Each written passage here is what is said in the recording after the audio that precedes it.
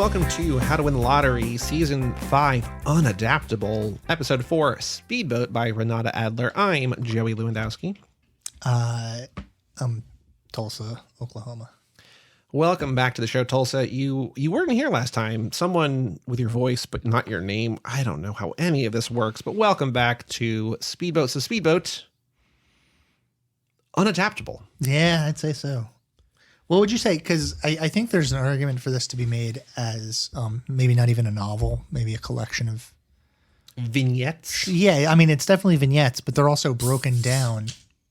Each individual section is broken down into a titled chapter. And so it's almost like that chapter is a short story. And the title almost doesn't have anything to do with like the titular Speedboat is like, there's a boat mentioned, but it's not about a boat. There's just a boat in that story. And distractingly enough, I think the titular Speedboat starts with her flying a plane. like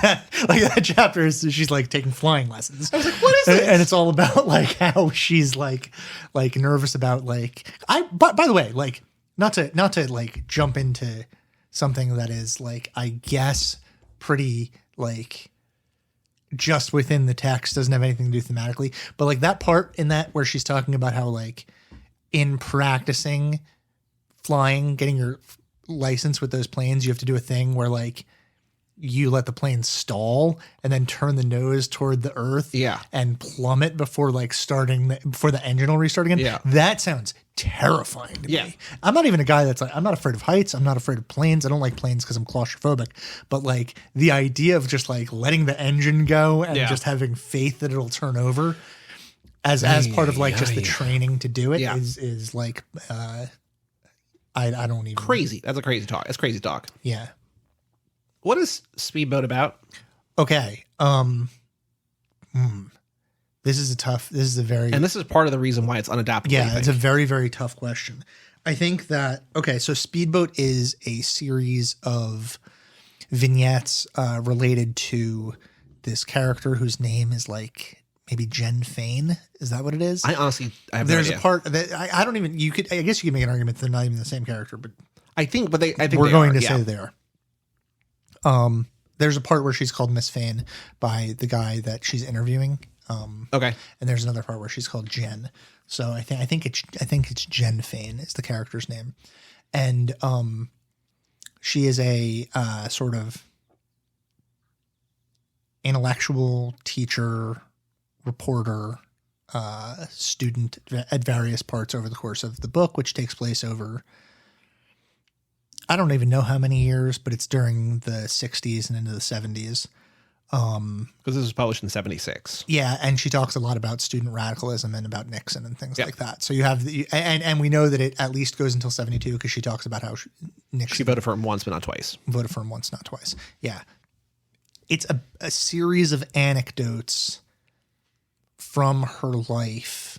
I mean, I don't know if any of this is auto fiction, like I'm assuming she drew some of it from life, but some of it are like, I was out to dinner with a friend and we had spaghetti and this, and then other parts of it is like the CIA is funding a group of people to like research fashion in Paris. Yeah. And like, what is this about? Like, and it's like this, sort of genre-fied version of these anecdotes, and then they're put next to each other and assembled in a way that they're not assembled in a chronological way.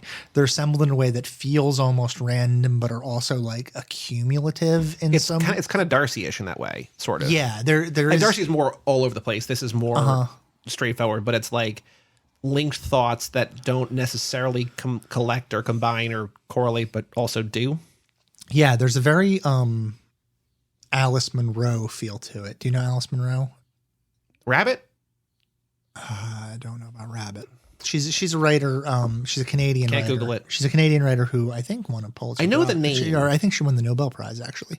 But she writes short stories almost exclusively. Doesn't write novels. Okay. And her stories are really interesting because it's almost like she wrote a novel. And then she took 30 pages from the middle of the novel and is just like, there's your short story. And Alice Munro does. Yeah. Okay. Yeah. There's your short story. I'm not going to tell you what happens before. I'm not going to tell you what happens after. You can assume. That rules. You can make some sort of like like the part that you're expecting, the climax is not going to happen, and the exposition that you're expecting also not going to happen. You're just going to have to deal with it and figure it out. Well, that's what this feels like too. A moment. Yeah, that's what this feels like too. Like I was saying that this reminds me of Amy Hempel, who's one of my favorite writers, because both of them seem to start things and end things not where you would normally expect. Yeah, well, it has the logic of like a modern short story instead of a traditional short story. Like traditional short stories, in some ways, follow the arc of novels. Like there's like a structure, like introduction, rising action, climax, falling action. Yeah. And modern short stories rely more on like exposition that leads to a gut punch moment, and then we're out. Right? It's like one single moment that turns that isn't reliant on other things. So it does that sometimes, but oftentimes not. Oftentimes it's just like, I'm at a dinner party, here's what's going on. Yeah. And then you're not at the dinner party anymore. And it's like you will have gotten information that feeds into this idea of a and this is what I'll say what I think the book is about. I think this book is about the 60s and the 70s. And that's as like close as I can get to it. It has a Joan Didion tone to it, which is like largely flat. Even when it's being very funny, it's being funny in a very, very deadpan way. The thing that I always think about with this book that made me laugh so hard the first time I read it, and then the second time I read it, which was this is number 2, right now, hit me again, is that there's a story about an old man falling down a flight of stairs, and revealed later on in like a paragraph later, she reveals that the weird thing about this is that it was like 8 flights of stairs and there was a landing in between each one. So he would have had to like fall down, get up, and then fall down again, and then get up and like just continually fall down this like staircase and it's just like so like absurd. But she says it in such a deadpan way that it's like, feels completely natural. And it's almost like you don't realize it's a joke unless you really like think about how absurd it is. So I was researching her a little bit last night on Wiki and like finding out who she is and if she was American or not. And she is American. So don't have to Google that, dear listener. But she was talking about this book and she said that it is fiction, but there is some truth in it. So I think like, there's some auto, like in terms of the auto fiction, like she's drawing from her life as a journalist and as a writer and as probably a traveler, but it's mostly just like funny stuff and whatever. And I read in my version of this book, there's an afterword. I didn't read the after. There is I didn't read where, it. Where it's not. She didn't write it. Some like Guy Talbot or something. Yeah, but he's talking about conversations that he had with her, and he says like, is it worth reading? Should I read it? Yeah. Okay. But he says like, she set out to write like a traditional novel. Like she gets the same thing out of novels that other people get from them. Like she enjoys genre. She enjoys like spy fiction. She enjoys, a good chase scene. Yeah. Romance and all of these things. And that's what she like was trying to do with Speedboat. And it just like didn't come out like that. It didn't come out like that because that's not how she like processes the world. I was thinking, specifically about the adaptation because that's this season. Like the movie that this reminds me of. So I was like, could you adapt it? Because remember, I don't remember if it was on microphone or not, but I was talking to my mom about the podcast and she's like, well, what makes a book not adaptable? And I was like, I don't know. That wasn't on the podcast. We were driving to get food last time. I'm like, that's a really good question. I don't know how to articulate that. I was like, could you? Because like, there's nothing in here that happens that is hard to picture, hard to visualize, hard to put on screen. It's just like, it's not like a narrative. Yeah. And I was thinking about Upstream Color, which is a movie where like every scene starts or ends in places where you don't expect. So it feels, but that's also like a sort of there's a narrative there. And like, it's a weird narrative that doesn't really make sense. And like, there's like complications and whatever, but like, there's not like, I'm wondering if we're going to get to a thing where just like, this is so abstract that it's hard to visualize. And I don't know how you would do it. Well, I think tonally, it wouldn't work as a movie. I don't think though, like, cause a lot of what works about this book is that we're delivered sort of one-liners in prose. Yeah. And it's not the same thing as one-liners delivered in dialogue. Right. Like that. So like translating that into the movie would just be like, what was the point of that scene? But like in these short vignettes, they function as a punchline to a joke. But when put on in like a visual medium, it wouldn't work. Like I was thinking like, And I don't think this would work either, but I was thinking, because this is relatively short, but I think it's almost the same thing, same approach as for Underworld. Like you would need to do like a series, like you would need to add more to that. Yeah, but that would also it would ruin it. Yeah, it wouldn't make any sense. It would completely diminish like the almost collage nature of the story, where you're sort of going very quickly between settings and time periods, but all with the same narrator, right? Like just telling us about different parts of her life in that sort of Joan Didion deadpan, where it's like, it's not like Joan Didion stuff is super information heavy and also oftentimes incredibly violent. And this is not that, but it has the Joan Didion mode of, I just read Joan Didion's novel, nonfiction book, Miami. So that's why like she's on my mind. It has the like Joan Didion method of conveying a bunch of information and then like surrounding it by personal experience and anecdotal stuff. Like there's things in here about like a great part in this book is about she's talking about how the FBI cannot find, I think the actual example that she gives is Bernadine Dorn, who is was the leader of the Weather Underground in the 60s. And it's like, but people knew where she was. Like people in New York were like, yeah, I saw Bernadine the other day, but like the FBI couldn't find her because like the FBI is functionally incapable of recognizing a white woman. They can't, like they're just like, all the white, they all look the same to us. We can't figure it out because like they're so used to targeting like Martin Luther King or whoever that like I think she's like white women with straight hair that can't tell apart. They can't tell any of them apart. Which is like funny to me, but it's also like, so she's making like a sort of routine out of that. But then in that context, she's also like reporting like this sort of Marxist terrorism that results in like bombs going off across the country where they're trying to like literally destroy the US government. But it's like, the joke is like, the FBI, they can't get it together. They can't find these women. What's going on here? Yeah. I was saying to you that there was a point in the middle of this novel, I guess novel's the right word. Is novel the right word? Yeah, I think so. Where I was like, is this my favorite book? That I've ever read? And like, I don't think the answer is yes, because I think the first half of this I enjoy more than the second half. But I think to the points that you've made before, like I don't have a lot of thoughts about this, but I just so deeply enjoy. Like it's so funny and it feels like insightful, and I love. Like I always think that less is more, and I feel like that's what she's doing here. That's why I love Amy Hempel. That's why I love a lot of the like the writers like that. And I feel there's just so much that I really enjoy that I'm like, this is one of my favorite things I've ever read. And I did not expect that. Yeah. And I was just blown away. Do you think that the second half didn't appeal to you as much as the first half because the style wore on you? Or do you think that there's just the writing loses some of it? I think it was more me. I don't know if this is exactly it, but I feel like the first half is kind of more like in New York maybe, and the second half is kind of around the world. International, yeah. And I just couldn't connect to it as much. Okay. And also maybe there's more characters or something, or there's like, we're on the thing with this guy from this place and this one from this place or whatever. Like it's I don't think it's a style. Like I think this because toward the end, like I never didn't enjoy it, but I was like, there's so much good stuff here that I really, really like. Yeah. And then I was just like, I don't know. Because I can imagine this happens to me sometimes when I'm watching movies or reading books where it's like, or TV shows, like you get like the first episode and you're just like, it feels completely new and completely fresh, and you're blown over by a stylistic choice. And then once you kind of figure out that style or you become used to it, then it's like, well, I still like recognize how great this is, but like how the overwhelming positivity that I felt from it has like worn out now that I've seen it happen again and again. Yeah, I don't think, I mean, maybe subconsciously, I don't think that's the case, but possibly. Yeah. I think it's more that just like the content itself was less engaging to me.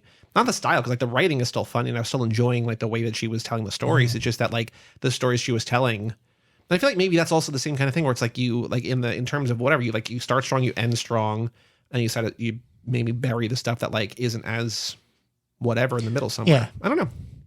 I did like though, so in that speedboat section, chapter, story, whatever, there is... That's my favorite section. But well, yeah, because I thought about that because a lot of this book, like that's the first time of a few different times where like language becomes a thing. That's right. Yeah. And also it's about like the politics of education. Yeah. And so you were reading that and you could see like you knew exactly what I was going to say about it in advance.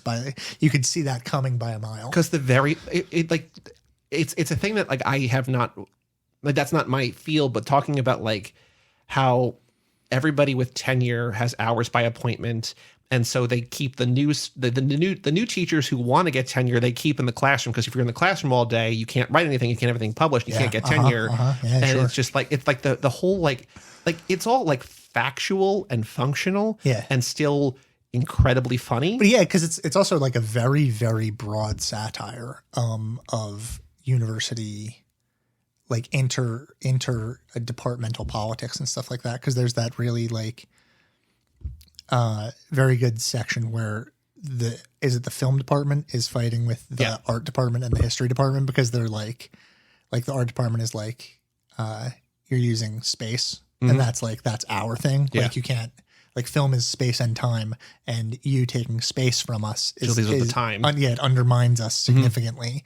So and then they're like, well, what if history starts claiming time? Then what are we going to do? We're going to be a department completely lost. We're not going to, and like they, so or like the later on where they're like, she talks about how like a teacher gave the assignment where the assignment was just list the movies we watched in class. Yeah. I mean, this is like I was reading this and thinking like, it's that thing, there's a thing on, like, you see a meme where it's like someone has a picture and it's like everyone is just looking at their phones on the train, and it'll be like, we used to talk to each other, and then they'll show like a picture from like the 1940s or whatever, and it's just like everyone on the train has a newspaper up, and it's like no different, right? But it's like, so these problems have always been the same, and people have always been complaining about them, but we always think that they're new, right? So like that's something that like what she wrote there about, like, just name the films and the person you can like work with each other. yeah. And then the girl still gets only like half of them and she spells them wrong. She's like, I'm not an English major. Yeah. And she's also like, I've never gotten anything less than a 3.0 in my entire life. Well, also, like, I think like it's the kind of insights that I feel like you have to be a teacher to, like, because they seem, how do I want to say this? They seem so crazy that if someone were to write it, be like, that's not real. But like, because you wrote it, like, I can tell that she had experienced that kind of thing. Yeah, the specificity of it is so, it's so like nails it on the head, and it is like exaggerated, but not by much. Yeah, not even really. I mean, there was a semester, it was the COVID semester, and like where the first one, where we got cut off in March, and we all had to go home.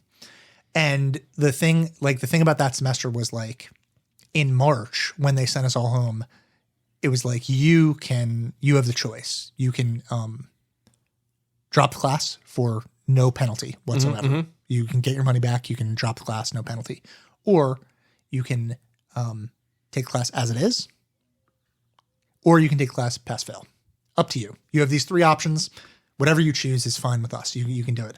And unprecedented situation. The ball's in your court. Yeah, and a lot of the students were just like, yeah, I'll take a pass fail, because that's like the obvious. You don't want to waste the previous stuff, but you also know that your grade might be negatively affected. Because you also spent like 6 or 7 weeks by that point. Like, you're halfway through. You don't want to, the changing circumstances. And I talked to this one girl specifically, and she was like, I'm gonna do pass fail. Definitely, I'll do pass fail.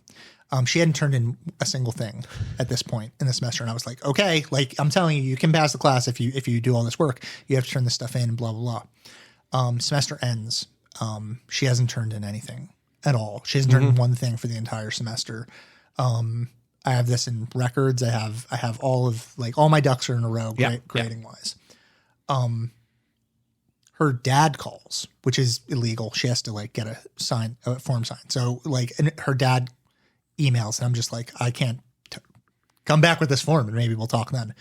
And he comes back with the form thing, and he's talking to the chair of the department stepped in.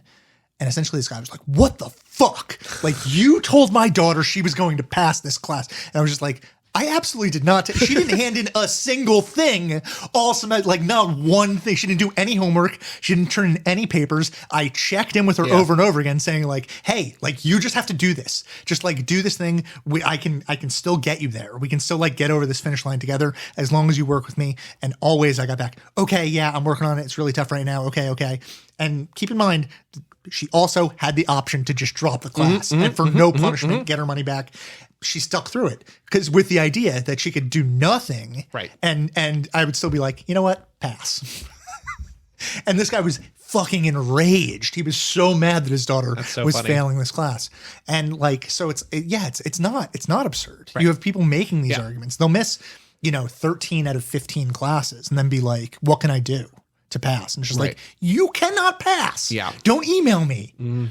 So it's satire. Well, because there's the other part earlier on where they talk about like the football team and about how the football team like really needs to stay in the field, and so they have like she talks about like in sort of vague terms like they bring somebody in just to teach them like shitty poems to memorize that they can just pass this one class, and she's like, now all these people like politicians and like car dealership guys or whatever just have like a shitty poem in their head, like it's like they've been babied all their lives to the point where like then they are, because they are athletes, they are handed XYZ on a platter and they have these positions of power and they never earned it. They just like were athletically gifted and now they're like running the country, but they have like this terrible thing that they memorize still in their head. It's just like, you're dumb. Yeah. Casey had bat or whatever. They just like it's that kind of stuff that's it's really funny. Like it's sad and it's just like, ooh, this is the state of the world. But it's also like the way that she describes it is just very, very funny because she's mean. Yeah. Right. I think that's like key to the funniness of this book is that it is kind of also a mean book, and a book that like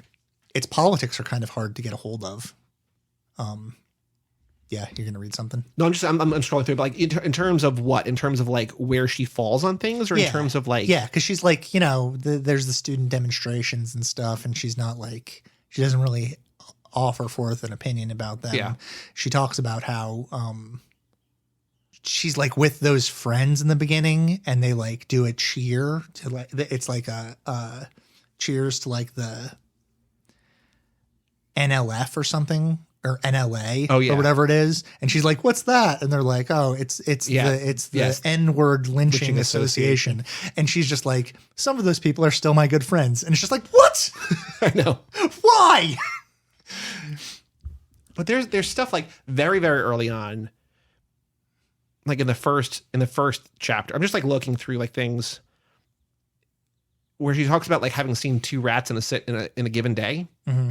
And she's like, the second rat, of course, may have been the first rat further uptown, in which case I'm either being followed or the rat keeps the same rounds and hours I do. I just like the idea. She's like, maybe the rat has the same places to go that I do. Yeah. Yeah. It's very funny.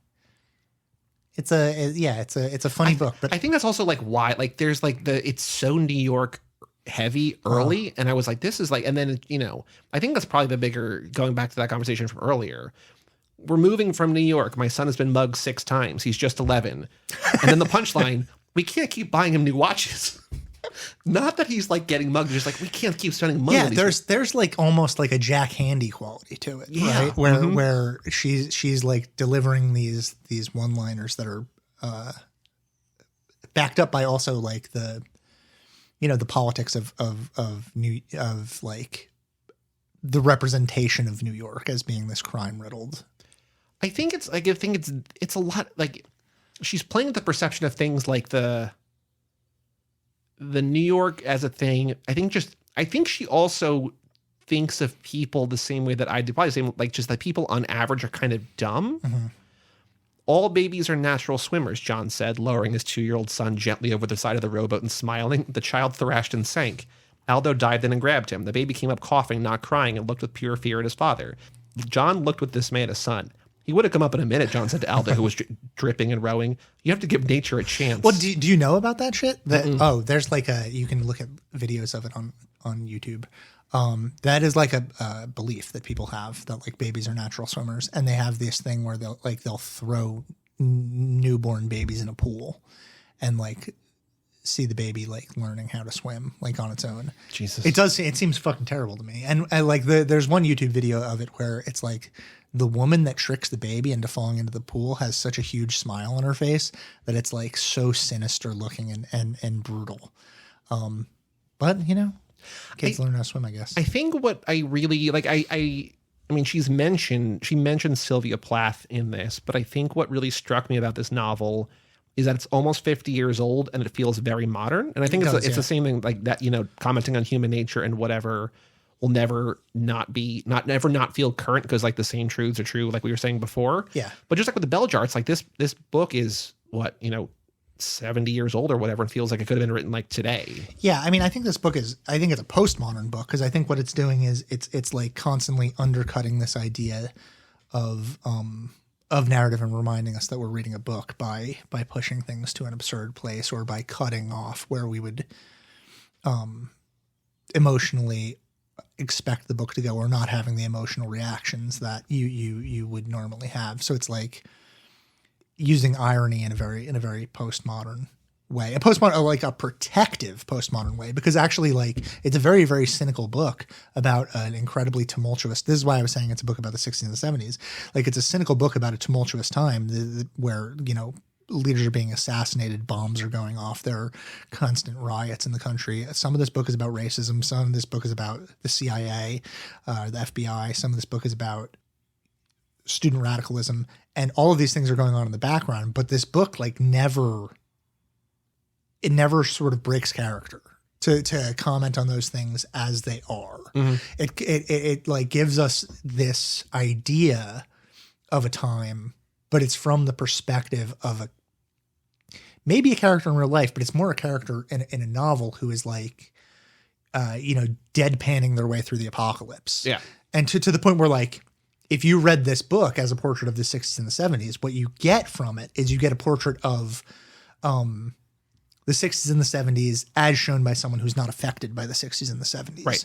Which is a sort of radical idea when you think about how tumultuous the 60s and the 70s were and who would have not been affected by it, especially because she is like, you know, she's a woman during a significant period of women's liberation, right? And she is living among people of color, and she's living among in New York City, where the SDS and the you know, the students literally took over Columbia and stormed the dean's office and and like held people hostage. But like, you don't get that. That's not that's like what this book is about, but it's not like, it's almost not in the content of the book, which is a tough thing. Well, like the narrator is removed from it somehow, because like there's the part toward the end where like they're talking about like the guy performing illegal abortions or whatever. Mm-hmm. And it's just like the takeaway is just like, you know, when it became legal, like he lost a lot of income. It's just like that. Yeah, like that's the joke. That's the right. Yeah, it's a really like, that's a really dark joke. Yeah, but it's also it's true. It's very funny. Yeah. And it's like, its humor comes from the way that it like fails to crack a smile at it, right? Like the way that it's delivered. It's not a joke. Well, there are also layers there, because it's just like, you know, all these girls are shown to this like, you know, facility, this clinic or whatever, and they're all looking around like, well, she looks upstanding, like she can't be here for that, but like they're all there for the same thing, and it's like all the same thing. I think also like it, you know, talking about like tumultuous times, like I think every time is probably kind of tumultuous and whatever, but like we're living through a crazy time now, and like this kind of stuff is coming up again now, and it feels like everything old is new again, and it's just the same kind of stuff, right? Where it's like, this is probably happening somewhere today. Yeah. But, you know, which is like this goes into like a rant. I know that I've done this rant in the Tub Talk group chat, but it's like the art that's made during this time, things like Speedboat that are commenting directly on this. Like I juxtapose that with like what I think of now, what I think is always like, you know, very perspectival, because I'm a middle class, you know, I have all the privilege in the world. Mm-hmm. Finally, he admitted. But like the 90s, the Clinton 90s, right, were, you know, the economy was good. Like people in America, by all measures, should have been at their happiest, right? At least as far as like the middle class privileged folks are concerned. There's always room for anger when you're in part of a vulnerable group of people. But like that time, you think of the art from that time, think of like things like Fight Club, Requiem for a Dream. Well, that's the whole like the 1999 podcast. It's like the entire thrust of that year. Like what we're looking at is through like everybody was tired of work and being like middle-aged white men were just like, right. Things have never been harder. It's like, no, things have never been easier. Like, what are you doing? Yeah. But like Eminem, new metal, Woodstock 99, right? The Limp Bizkit. This is like the angriest music. And it's just like, what are you people fucking complaining about? Well, I think it's like when there's nothing to actually complain about, you find things to complain about, right? It's not like Rage Against the Machine is from that period too. Rage Against the Machine is like talking about like, you know, Marxism and like revolutionary politics in Mexico, and they're talking about legitimate political things. But it's like the Fred Durst, like, one of these days I just might break your fucking face. It's like, bro, what are you so mad about? Yeah. Where does this anger come from? And it's the anger of not having anything. It's the anger of, and this goes all the way back to You Shall Know Our Velocity, because this was a point that I was making in You Shall Know Our Velocity. It's the anger of like your life just being like, okay. Yeah. Like you don't have any great challenge. You don't have any, but like, to get it back to Speedboat, like this art is being made. It's like very much gallows humor, because like there's literally like shit exploding around her. Yeah. But she's like deadpanning through it all and like making jokes about, you know, abortions and stuff like that. Yeah. I think it's great. Yeah. It's a really, really good novel. And you mentioned that I gave it a three stars on Goodreads, which I think is probably stunned me. Yeah. I think probably not the score that I could give it after kind of evaluation that it deserves. Let's see what the old egg has to say. We have an email address, lottery@cageclub.me, if you want to write in about this book or any book.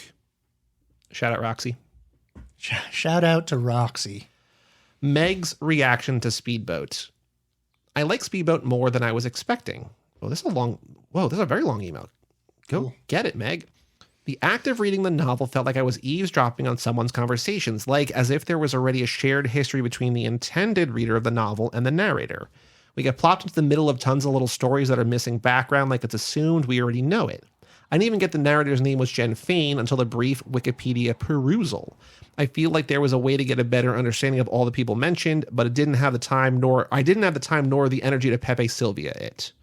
From Always Sunny, where Charlie's doing the Yeah, also like what I appreciate about the novel is that she just mentions Jim. It's like, I don't know who Jim, like I get who Jim is in context, but just like the dude in her life. Yeah. But just like, Jim thinks this. It's just like, well, who's Jim? Like she never explains Jim. I don't think there is necessarily connective tissue. I think you could do it like the Book of Wall. Like I think you could do this. I don't know. Have we mentioned the Book of Wall before? Probably. But like but it would be insane to try to like draw all of these connections. I think honestly, the connective tissue is the shared experience of the generation. And that's it. Get the sense like you could map out her like career, but it feels like she's never one place for more than like a year or so. Because like even in like education things, she's like, I won't be here next semester, or like she'll like just have like a different assignment somewhere else. And just like, it feels like she kind of like by design bounces around. I think it's also like the plight of a journalist. Like you're either like in one place forever or you're just like taking freelance work wherever you can get it or whatever. Yeah. I like that there were moments of intense specificity of time, such as when mentions of what people were doing during the war, and also incredibly general moments, such as when the narrator said, quote, in almost every thriller, a point is reached when someone, I remember this, usually calling from a phone booth, telephones with a vital piece of information, which he cannot divulge by phone. But by the time the hero arrives at the place where they had arranged to meet, the caller is dead or too near death to tell. And then I like, she doesn't put it here, but she's just like, they never explain why it's too privileged to stay on the phone. They just never do. But that's also interesting because like the mention of the thriller aspects is a way of attaching those aspects to the narrator's story, where she knows a bunch of spies, she knows all of these things, like and like there is like a sort of CIA FBI through line through the book. So it's a reminder of like, hey, this is like the movies, and then my life, which is like the movies but differs from the movies in that these people aren't being killed. They're just, actually seems kind of boring. She's like, I know 9 spies and everyone loves them except for each other. Yeah. I also like that there were moments that were, as per my perfunctory review of Wikipedia stated, true moments that were clearly metaphor or satire. Some of the scenes about higher education, but I assume Tulsa's already talked about them. Well, I brought it up, Egg. You're welcome. I had a bunch of notes that were, maybe this is the point crux thesis of the novel, and it's interesting to see that after reading the entire book, all that was both true and untrue, because you can't really gather an existence into one mean truth, but there are periods of enlightenment. You can say gain mean truth or main truth? Mean, M-A-I-N truth. but there are periods of enlightenment you can gain throughout your life. There are a couple scenes I want to talk about. The beauty of these snippets. The beauty of these snippets of scenes, rather than a marination on them, is that they are actually more true to life, more full of meaning than if we had a cohesive story. The first I want to discuss is actually a pair of scenes linked together. The first is when the little boy goes missing from the school trip, and oh yeah, it turned out that every part's single great. child on the school bus had known that one of their Kevins was missing. There's a quote that I highlighted. Yeah, that part was fantastic. It had been a bad day at nursery school. One of the class's 6 Kevins had been left in the park, which is just very funny, I think, in like a very dark way. But the quote goes on that Egg says, they had not mentioned it to the driver or their teacher or each other. They took it that Kevin had been left forever for some reason, which would become clear to them with patience in the course of time. The next is when Mrs. Cavell is making the students say, I'm free, when asking them what they are. Yes, that's really funny too. Up and down the rows of carved and gum-stacked desks in the preschool classroom, the words rang out, but Mrs. Cavell, a good soul, who had taught for 30 years in Brooklyn, saw a look on somehow disquieting resolution on Billy Martin's face. What are you, Billy Martin? Mrs. Cavell asked. I am 4, he said. You can obviously give a close reading to each of these separately, but I think more insight is gained when looking at them side by side. It's funny because it shows that kids can't win. First scene shows children's blind trust in adults, and the assumption is, at least mine, that the students get a talking to tell adults when something doesn't feel right. Then in the second scene, it's clear that Billy thinks that all these students are saying they're 3 and doesn't understand the concept of what Mrs. Cavell is trying to say. But also, in a sense, he's making the point of Mrs. Cavell best of all, since he is the one not blindly following the other students. It was cutesy, but also the strength that I found moving. Yeah, that's interesting. I didn't think I think that's a really well made point, and I didn't go deep on that. I thought I read that as a punchline, and I wasn't thinking of the alienation of kids. But it is it's about not wanting to become the center of attention, right? That kids have this thing of not wanting to be targeted by adults. You don't raise your hand, because if you raise your hand, then all eyes are on you. Right. Even if it's to say that something's wrong. It's not wanting to tell someone that they have food on their face, right? How many times in your life have you just been I'm going to ignore that. Let someone else tell them that they have food in their face.